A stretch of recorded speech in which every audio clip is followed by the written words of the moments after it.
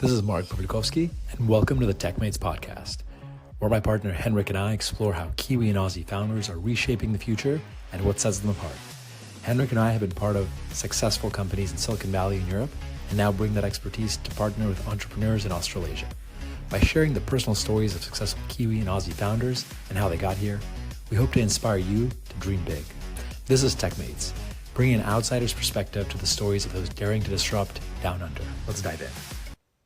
Cool. So when I moved to this part of the world and I caught up with Mark quite a bit and we talked about New Zealand, I was very intrigued by the companies that were very, very particular to New Zealand that I don't think you could have built in, let's say, Europe or in the US. And we have some great examples here on stage. And what I'd love to do in this introduction round is just spend a little bit more time also on the company you're building and why it's particular to New Zealand. Let's start with that. My name is Nicole Freed. I'm a co-founder and chief scientific officer of Daisy Lab. So we're a fully female-founded company. We're based in Auckland. We are what's a precision fermentation company, which is basically means that we use yeast to make the same proteins that are found in cow's milk, but obviously without the cow. So we produce yeast that make proteins like whey protein. We're really excited about a strain of yeast that we have that's making lactoferrin, which is a really cool protein. And one of the reasons why we do that here in New Zealand, obviously, is dairy is one of the largest employers in New Zealand. It's our biggest export. It's a huge part of the economy. So why we're kind of particularly New Zealand based is that we address that issue here that's particular to New Zealand as well as global is in the future, we'll need to produce a lot more protein to meet the world's need for protein. It's estimated that we'll need to produce about 70% more protein than we do in 25 years. And if we continue to do that using conventional agriculture, that's going to cause significant impact on our climate and the environment. So by using yeast to make these same proteins, make pure powders of these proteins, we can reduce land use and greenhouse gas emissions. And in some instances, do that for a lot lower cost than using a cow. Good everyone, my name's Ben Scales, co-founder of KiwiFibre. So KiwiFibre is a natural fibre composite material that replaces carbon fibre and fiberglass with awesome new properties, and it uses a fibre called Harakeke, which most of you will know is flax. Not actually flax, totally different fibre actually. But the reason it's actually called flax is because it was New Zealand's first industry, and I guess that's what makes this kind of relevant to this particular topic. And the fact that this country has a lot of unique stuff, like we have the gold rush, we have particular species of, plants, birds, animals that don't exist anywhere else. Harakeke being one of those. And so to build our products, we're actually having to build a whole new industry, which is fantastic. Very time consuming and stressful. However, there's a lot of IP and a lot of impact that can be generated in that process, which is really exciting. The particular fiber was actually one of the main reasons that Europeans actually first came to this country, because they saw the mocha with fibre that Māori were producing, and then they thought, hey, we can turn that into an industry, and they did. And it was New Zealand's first patent industry, and a lot of unique history behind it. And so we're building a 21st century version to solve many challenges on the material space, which of course has a crucial role in pretty much every industry where there's something tangible being built. A lot of alignment with this topic. Morning, I'm Amos Palfreyman. Thanks very much, Mark and Hendrik, for the invite.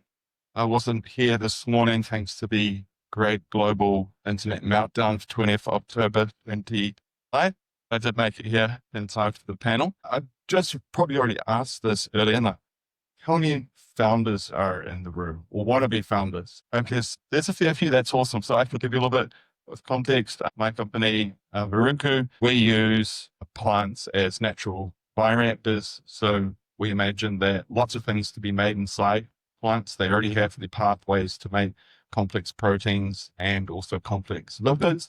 So we imagine that a world where currently a lot of these materials and proteins are being made by industrial purposes like factories or very energy consumptive activity, we can just use photosynthesis through plants to generate these proteins and materials. And we began with dairy proteins as well, specifically because I think that's what this represents. A number of these founders, including myself, is that we have unique insights into agriculture and the dairy industry and how supply chains work and how you have to be clever to be able to build a globally relevant business. from New Zealand that can service the world. Just so people are aware, I'm a very proud portfolio company from NZVC, and we've raised 2 rounds of capital totaling around 11.5 million, with about another 500,000 of non-dilutive grants. Hi everyone, I'm Jeremy Bryant. I'm the founder and chief technical officer for Amos Palfreyman. We're very much a software and insights as a service company, very much focused on optimizing pasture use on farm, but also the inputs that go into them. If you think we're building a digital assistant for farmers and also the wider pastoral industry, first you've got to have the eyes. So that's what we call aim the vision, which for a smartphone measures the pasture, and then aim at the brain, which then transforms that into actual insights over the next 2 to 3 weeks, really. We're getting a lot of interest now from the wider support industry, like seed, fertilizer, supplements, because it's a relatively small thing, but all those depend on knowing what's going on farm to provide the best services. You can see 3 of the 4 founders are related to dairy. One is trying to grow it in bioreactors, one is trying to grow it in plants, the other one is trying to make the farmers more productive. And I should say, Mark, I was actually part of, as an advisor on Accelerator that Jeremy came through. And man, he's made amazing progress. He's built a great startup business in a very short amount of time. So well done to you, Jeremy. And I think that part of that is just New Zealand, biggest export is dairy. Right? I think it's interesting that you have founders and folks here who are sending this stuff from Vodka, but it's interesting I didn't realize that dairy was such a big industry in the US. In the US, it's very kind of a large farms. But here, I think a lot of you are actually farmers and farming from it. So the problem to you was very personal, right? What you saw the pollution that happened from farming. I mean, yeah, maybe speak to that, but the personal experience getting into this industry does not, I think, outside of New Zealand, most people are not so intimately familiar with farming, dairy farming specifically. Yeah, so for me, I was brought up on a farm, I guess, boomer parents, yes, very much work hard and on-site, that sort of stuff. It is very much that foundation that then I launched and then just evolved. I didn't know the path I was going to take. Ultimately, I didn't think in 25 years when I left school I was going to be a founder. So yeah, just saw a unique need, that actual need is not only New Zealand, but it's overseas now that are trying to produce grass-fed beef, grass-fed dairy, and actually saying, there's a need not only in New Zealand, but how could we launch that overseas as well? Yep, built on that sort of deep knowledge, I guess. Nikki, you're trying to disrupt the dairy industry quite significantly. How helpful are they? And how's your relationship? And we often say we're definitely not trying to disrupt dairy. We're trying to work. Any dairy farmers here? No, really, we are trying to work with dairy. So one of our investors is a dairy cooperative. A lot of dairy industries are interested in using precision fermentation to make some of the proteins they already make from milk. It's becoming more economically viable to do this. It's definitely has that clean green tick because it's a lot more sustainable. So I think that, I don't want to say that we're disrupting dairy in any way. Our business model is really that we provide strains and fermentation protocols and then plug into the existing dairy infrastructure in order to save money. Because especially in New Zealand, if we're talking about New Zealand, there's a huge amount of capital expenditure here already to process dairy proteins. So we have all of the equipment already. And for instance, our strains just kind of plug into that and we're making the same proteins that a cow makes. So you can use the same exact dairy processing to purify those proteins too. So in that way, we're trying to save money. And how did the dairy industry react overall and start working with them? Was that an easy way in? Were they generally looking for innovation, or wasn't it the hardest for you to start working? I think it's very interesting. Daisy Lab has been around for 4 years now. And even in the last 4 years, we've seen a real shift in perspectives.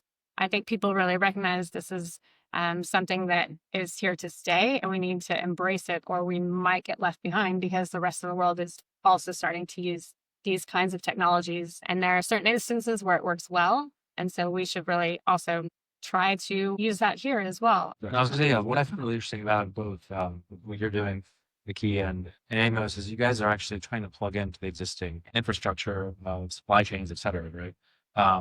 You can actually use the existing kind of processing facilities that Fonterra uses. Amos, I think you were explaining that a seed, there's already not infrastructure to start it boils on a seed. So that you don't need to reinvent the entire system of supply chain. You can change one piece of it. Yeah, I found that pretty interesting. How do you guys think about like building a company like that as you kind of spend it, and obviously then you as well? You started creating a very new kind of what was the commodity product, right? Like in a way, you think of it that way. What are the challenges of that to find with that, and also with that in New Zealand? Because you only get platform for building. So challenging. So the infrastructure that we had for Harakeke was all of the, so back in the 1800s, every town in this country had like a flax mill. And so there's places around New Zealand called like Flaxton and, stuff like that, which is named after that. History, not cool to try and build a business around. They all like burnt down because they were just incredibly dangerous. So that's what we had to kind of deal with. So part of the obsession with the material, with the domain, was kind of like we went and talked to everybody in the country who had tried to do this before, because there's so much research. Universities all around the world have been obsessed with this fibre because of its mechanical properties and sustainability credentials. And we went to talk to everyone in the country and in the world that we could contact who had done anything with it to try and do this process and style of land called like walking through the graveyard to figure out what we needed to prove to actually go and meaningful. We met bunch of people who had tried to build like replicas of these machines, taking the principles from patient number one, combining it with a bit of like Mātauranga or indigenous knowledge of how to actually do things the traditional ways. And we decided, using a 3D printer and trying to help the university for the resources we could get from them, to build a prototype machine to extract fibre, and the principles worked. And so we assembled all of these kind of like proof points across the entire supply chain, from plant and soil and farm, all the way through to processing technologies, doing other industries, all the way through to the market insights and what the customer wanted. And we set out a list of everything that we needed to prove and we needed to test and achieve. And that became the roadmap that we built the business around and raised capital on, because there was just nothing out there for us to build from. So we took that market need and then built the supply chain needs around that, and then started building. There's nothing to build on. It was hugely challenging. But in that, there's so much opportunity, because now we're planning a whole new industry that's Indigenous led, and that's something which isn't really seen anywhere in any sort of cultures around the world. And so we're working to try and get that to be a blueprint for the world to follow, which is like a whole thing kind of, it's actually bigger than our company, which is pretty special, but also at the end of the day, also need to build a company and get things going. So it's a massive sort of challenge. I want to ask you, I think the company that you build needs quite specialized talent, and so does Nikki's, and so does Vincent, actually, all of yours. How do you think about, and we talked about this in the last panel as well, but do you find the talent that you need specifically for your overseas to find it? It's a very good question. We started off with a lab in Palms North, so that's even more difficult to get people to come to. We don't have the luxury of, I guess, having a lot of remote work, since a lot of what we do is wet lab work or physical products where people really do need to be in the lab or so that's actually been a real challenge. And I think you can find pockets of it throughout New Zealand, but the specifically commercial experience biotechnologists are really thin on the ground here. So people, I guess there's been typically a kind of a mismatch between what people think synthetic biology and working with genes and genetics is and what plain and green is. And so people are either consciously or subconsciously guided through the education system towards a pathway that doesn't necessarily involve that. And so that's probably our biggest talent gap, is finding really good graduates that have worked with genetic technologies who are skilled in commercially applying them.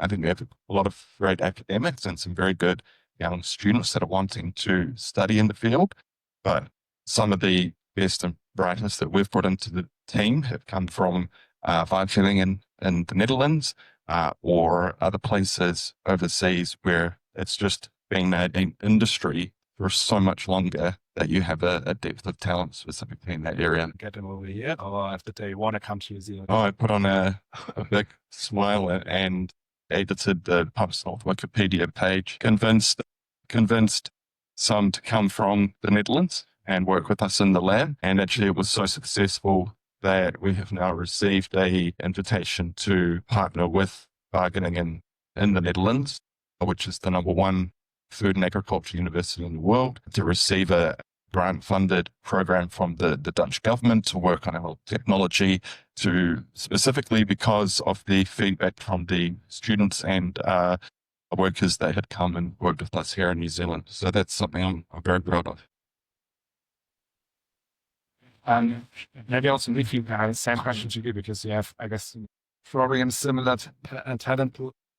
Yes, we have a very similar kind of thing. Everyone's on site. We're working wet lab. Also, everyone kind of is very hands-on. We've been really lucky. We have 5 full-time employees who are really skilled right now. Primarily, our team is molecular biologists. So we're doing a lot of synthetic biology as we're developing strains. What is great too is we've also been doing a lot of consulting and a lot of hiring people who are amazing dairy innovators who are working in traditional dairy and who have hundreds of years collectively of experience in processing dairy proteins at scale. So we've been able actually to just use all very local talent and who have been incredibly amazing group of people. So right now we're happy with our talent pool and we're not having any difficulties finding people who are really knowledgeable about fermentation and about molecular. And that is because there's already a dairy industry.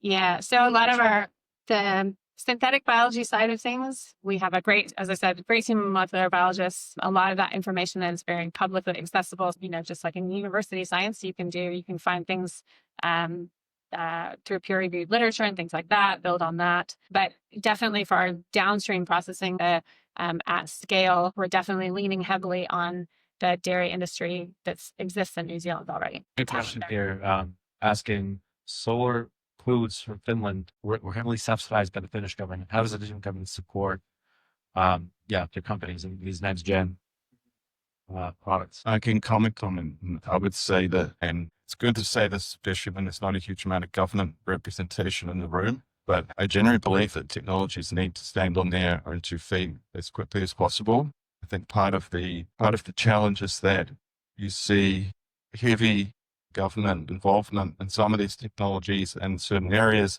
which create a kind of an artificial success, whereby it looks like the technology or the companies are furthest along in these specific geographies, when essentially all that's happened is that they have an artificial business model that's being propped up by government subsidies or government grants.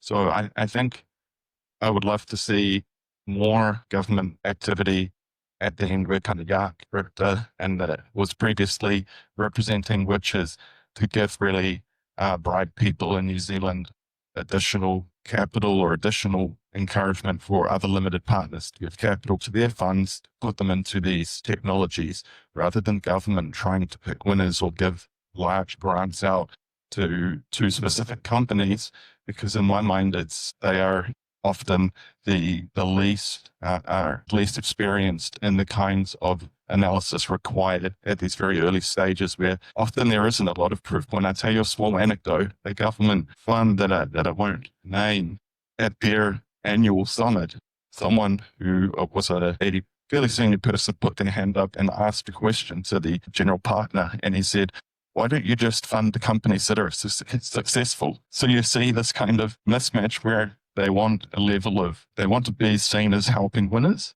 but they also proven themselves not too brilliant at picking winners. We don't get a lot of government funding, as you may expect. I don't expect to get much more. Jeremy, obviously we're selling a product to farmers. New Zealand is a big cultural farming industry. Do you think being in New Zealand helps you kind of get ready for global scale, or have you kind of thought about selling to overseas farmers when you left Sun? So it certainly helps when you're going overseas. New Zealand does seem there's a leader in that sort of space. So it gets you a foot in the door, but there's always protectionists when you go into those international markets. So that helps. It's certainly a challenge being at the other end of the world, getting there. So very much we've worked on local relationships overseas to make sure, like, hey, there's trusted people in that market, partner with them, build up that sort of base. We actually haven't, a lot of it was organic approaches from overseas, from relatively simple things that I put together on YouTube, no tell anyone that. And then they just grow. So you've just got to be scraping, really. And does being a New Zealand company that's building for farmers give you like a stamp of approval because you're from New Zealand? How are you being perceived? It does, but that only lasts for so long. Yeah. Certainly in those markets that you can't be arrogant. There's differences in those markets around what's their actual problems. The likes of UK, there's a big push around more diverse pastures. So we're working through how we sort of, I guess, harness that opportunity and adapt our product to that. Yeah, getting that good foundation in New Zealand is important, and then thinking, okay, well, got to roll this out now in the UK and Ireland, South America. What's the foundation that you can then adapt to go to revenue is the key, really. And you've been global from day one almost, because your first customers are all in Germany, right? How did you make that work for 12 years? Yeah, Tell us the story of the snowboard. Oh, it's a good one. Yeah, like most people at conferences through Europe think that we use either fibers from kiwi fruit or fibers from the kiwi bird. Neither is true, but it's memorable. So it works. There's many other sort of names that we're trying with, but it's been pretty awesome. It's like, especially at this relatively early stage for us to go and like go overseas and test many of these different assumptions to figure out how to build the product and the brand overseas. Our main market, because they understand the technology, whereas the US kind of just doesn't. And they hate the natural stuff. So at a conference in the States, and this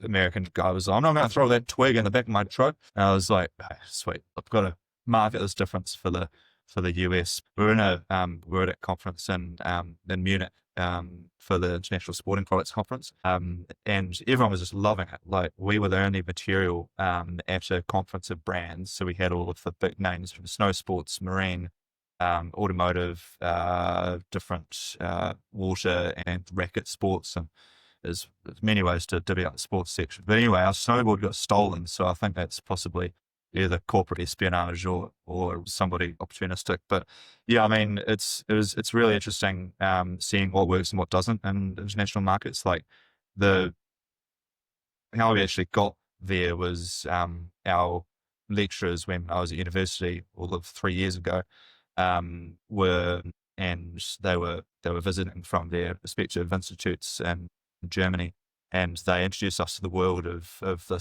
this new category of materials and industry that I was just astonished that no customer, no company was actually using commercially. So we were introduced to that world, and then it's actually been a really easy time telling the story of the fiber, of the origins of the material to these international audiences, because that connection from land and identity through to product and actual consumer perception of materials and of products, that just hasn't really existed before. And yeah, because the world is starting to care about that, it's made our path a lot easier. So now I can reach out to founders and executives of these big companies that are making the decisions, and they reply instantly because it's just a bloody sick story, they reckon. So yeah, it makes the job pretty easy because we've got so much unique stuff here. Yeah. When I asked another question, I mean, like, for a lot of your companies, they're like deep tech, research focused companies, spent years and years building products.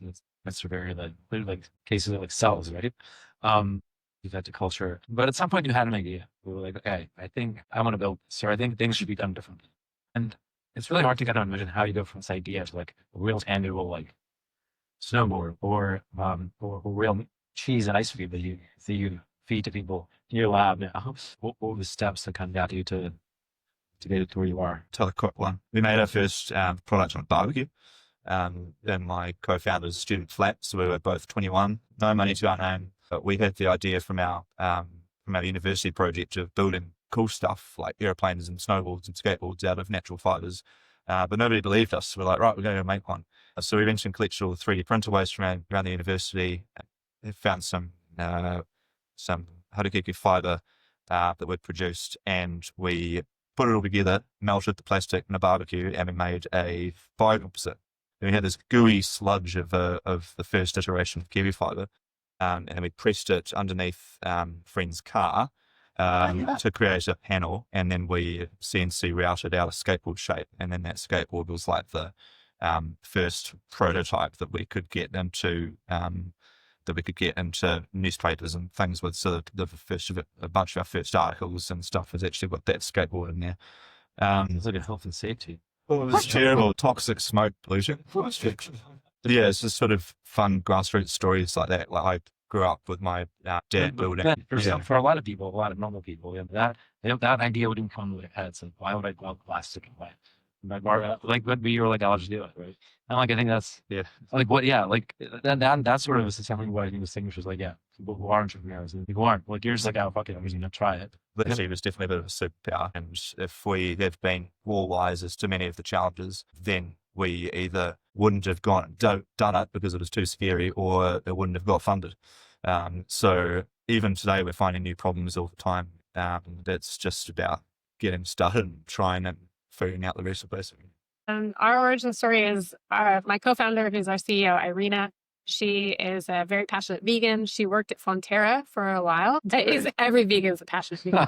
You know they're passionate, so you don't even need that descriptor. But anyway, Irina is an amazing person. Anyway, she was working at Fonterra and realized that basically the way things were being done, potentially there was opportunity for change there. And she thought, well, for several years, if someone's going to do this, Fonterra is most likely going to do it. And she waited for several years, and no one was really making any progress, especially in New Zealand, on using precision fermentation to make dairy. So she thought, okay, I'm going to give this a go. She has very little scientific background. So she connected with me. And again, that naivete, she said, yeah, can you do this? I said, oh, theoretically, that's really easy to do. Yeah, you can make lots of different proteins with microbes. We're doing that all the time. And, E.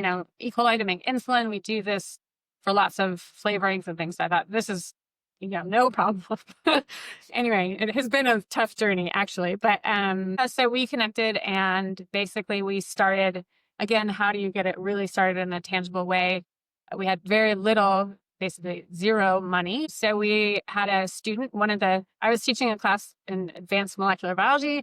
One of the best students there was our third. And we said, do you want to do a master's project and just do some proof of principle experiments? Daisy Lab will support your master's project. Basically, she did some of the proof of principle experiments, and that was enough to kind of demonstrate that we were going to be able to do this. There's definitely a lot of iterations after that, but that's kind of our origin story. Yeah, I guess mine was based on some experience and war wounds. I guess I had a crack with certain things, realized that actually to get a software product, there was still fundamentals around the measurement side of things, and then learning from technology that you almost don't realize you're using. So like the iPhone, effectively there's embedded technology in there that it's actually giving you the insights rather than you having to collect 1,000 times.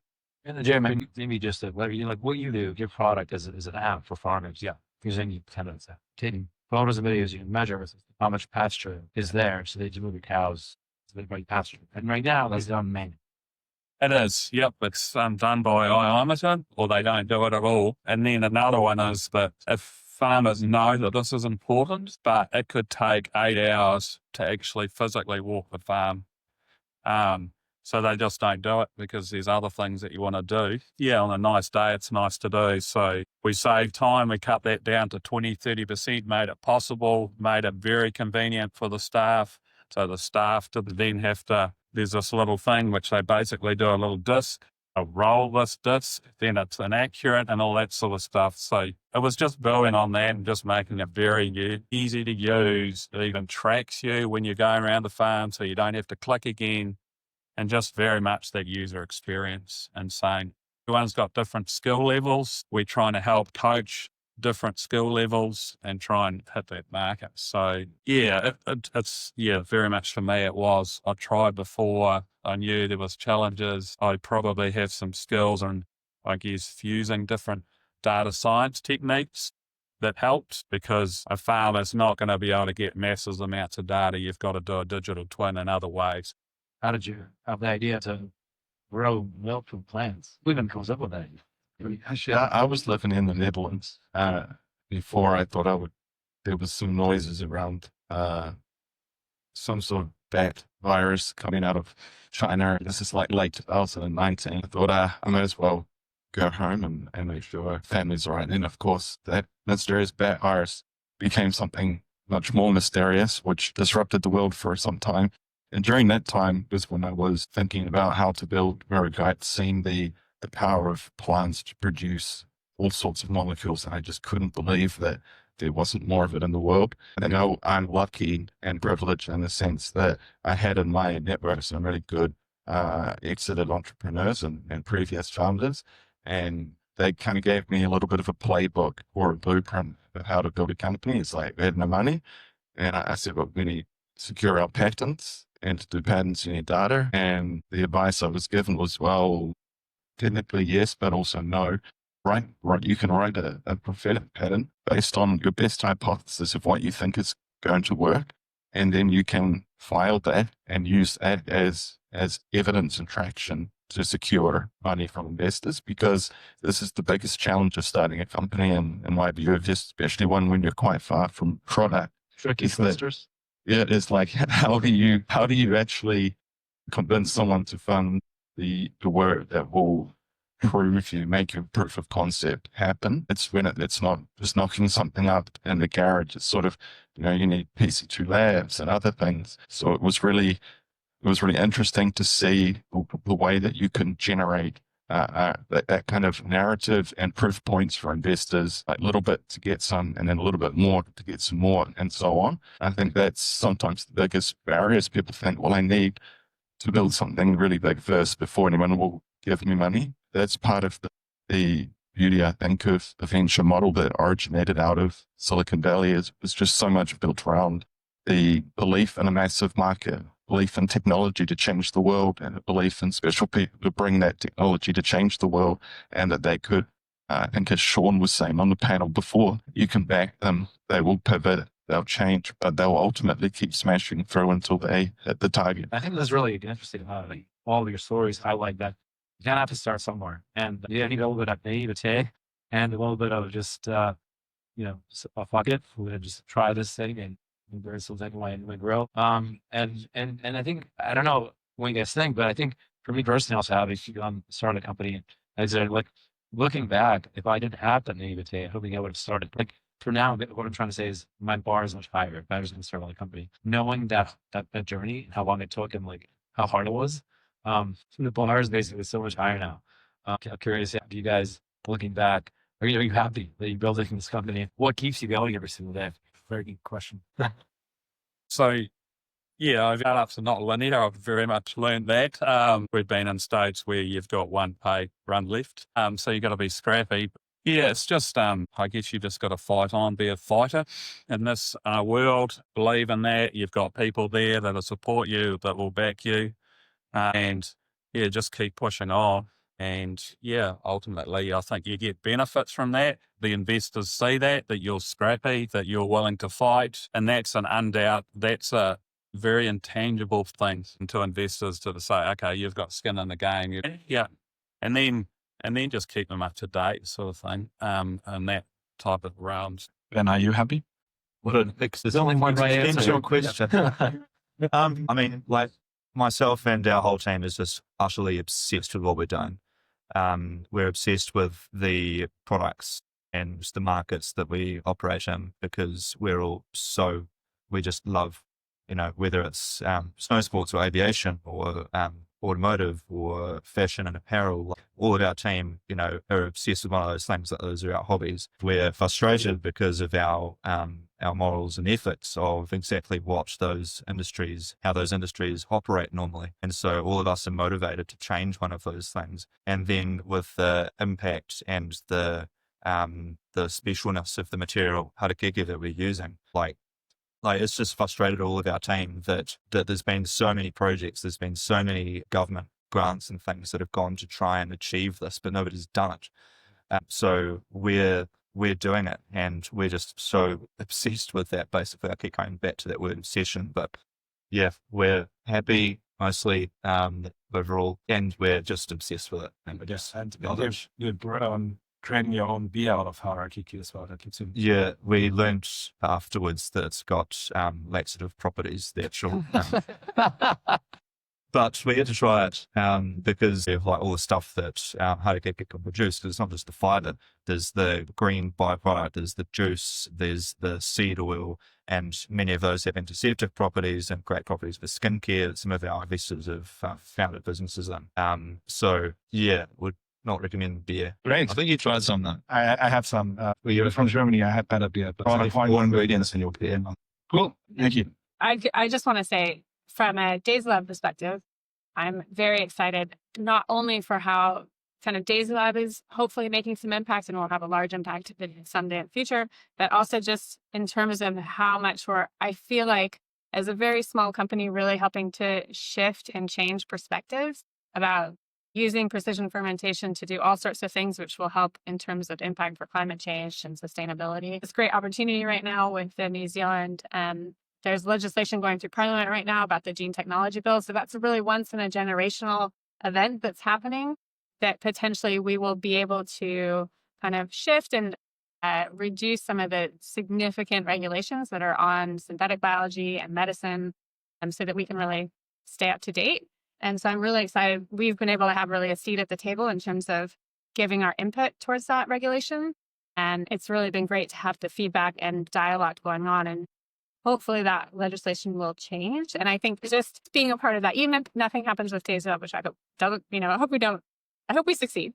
But I feel like I'm so excited that we've been a part of the larger change that's going on here in New Zealand and elsewhere. I think it's really the point about the strength of New Zealand being the small ecosystem where you have a seat at the table for this kinds of regulations. That's a, I hope, positive note to end on this panel. 4 amazing founders that are building something very unique to New Zealand, but scaling it all over the world. So please give them a round of applause. Thank you for tuning in to TechMates.